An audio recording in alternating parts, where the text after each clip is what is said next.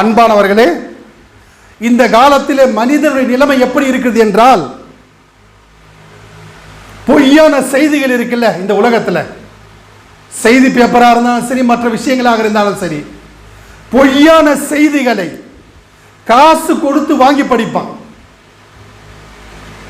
பொய்யான செய்திகளை தன்னுடைய பணத்தை கொடுத்து, காசை கொடுத்து அதை வாங்கி பல மணி நேரம் படிப்பான். இந்த பழக்கங்கள் நம்மிடத்தில் இருக்கிறது. ஆனால் அன்பானவர்களே, திருமறை குர்ஆன் இருக்கிறது, அல்லாஹ்வுடைய வேதம் இருக்கின்றது, அல்லாஹ்வுடைய வாசகம் இருக்கிறது. இது உண்மையானது, இது ஹக்கானது, இது சத்தியமானது, இலவசமாக எல்லா இடத்திலும் கிடைக்கிறது. ஆனால் குர்ஆனை நாம் ஓதுகிறோமா என்று சொன்னால் குர்ஆனை ஓதுவது கிடையாது. பொய்யான செய்திகளை எல்லாம் காசு கொடுத்து வாங்கி படிக்கிறோம்.